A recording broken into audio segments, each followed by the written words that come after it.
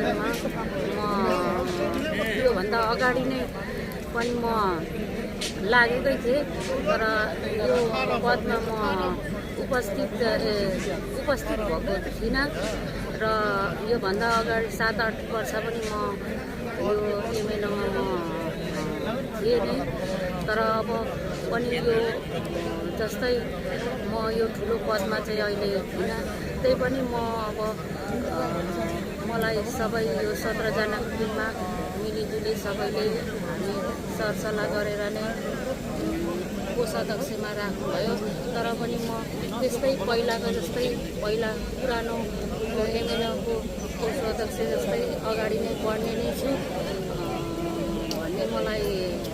चाहना छ र सबैजना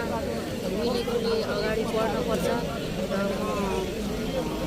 सबैलाई 17 जनाको टिममा हामी हाम्रो छिरिङ राज सर पहिलाको अध्यक्ष हुनुहुन्थ्यो, अहिले नयाँ अध्यक्षमा कमलजी सर र सहसचिवमा निराज सर र प्रचार सचिव रेणुका मिस र सहसचिवमा आउनुभएको छ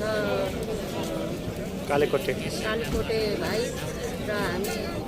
यसै गरी यो नयाँ पदमा हामी म अहिले कोषाध्यक्षमा म जोइन भइसकेको छु र यसरी नै अगाडि बढ्दै जाने नै छु पहिलाको जस्तै भन्ने मेरो धारणाहरू छ र यसरी नै म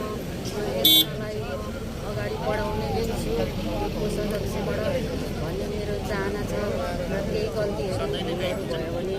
सही मान्न चाहन्छु र आजलाई यति नै।